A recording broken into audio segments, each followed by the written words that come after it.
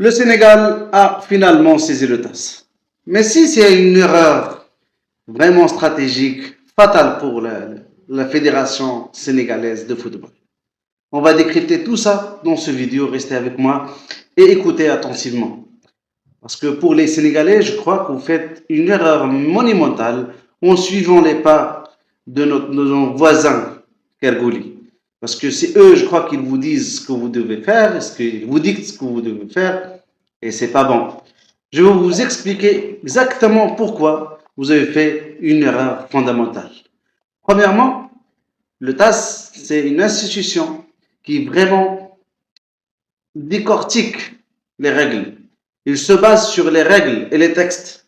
Et les textes 82, 83 et 84 expliquent d'une façon sans erreur que si n'importe quelle équipe sort du terrain sans qu'il y aura l'approbation de l'arbitre du match, il se considère perdant 3-0 sur une tapis verte.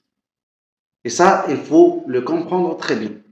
Je crois que vous n'avez pas compris que la CAF et les instances de la CAF, ils ont fait du bien de ne pas vous faire perdre d'autres choses que vous allez perdre durant ce cours historique qui va être au TAS. Parce que les Marocains, ils ont déjà les épreuves, ils ont toutes les épreuves entre les mains pour garantir, premièrement, le trophée et deuxièmement, d'avoir plus de sanctions contre le camp sénégalais. Une certitude à 100%. Premièrement, comme je viens de vous dire, la TAS, ce n'est pas une institution émotionnelle. Elle ne va pas voir les choses d'une façon émotionnelle comme la CAF. Ils ne vont pas dire, on va faire en sorte. Non, ils vont appliquer les règles. Et en appliquant les règles, il y aura d'autres sanctions qui vont être appliquées à la Fédération sénégalaise. Deuxièmement, c'est un pari, vous pariez tout ou rien, si on veut dire. Tout ou rien. Soit vous allez gagner cette coupe, soit vous allez perdre tout. Vous allez perdre aussi votre participation à la Coupe du Monde 2026. Deuxième des choses, qui est très importante, c'est les relations diplomatiques. Là, vous êtes en train de dire que la CAF et la FIFA, ils n'ont pas les compétences nécessaires pour donner un jugement à une situation comme celle-là. Ça veut dire que après, vous allez perdre tout contact et tous les bénéfices que vous pouvez avoir avec la CAF et avec la FIFA. En plus, un pari très, très, très dangereux en appliquant tout ça, parce que vous allez perdre votre relation qui a duré pendant des siècles avec les Marocains.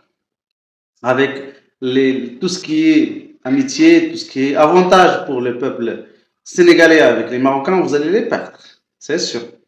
Parce que là, vous êtes en train de démentir le Maroc, vous êtes en train de dire que la fédération marocaine de football avec Fawzi Lakja, ils sont en train d'appliquer des choses que vous n'aimez pas et que c'est des gens qui sont corrompus et qui payent les instances de la CAF pour amener une canne qui méritait pour les Marocains.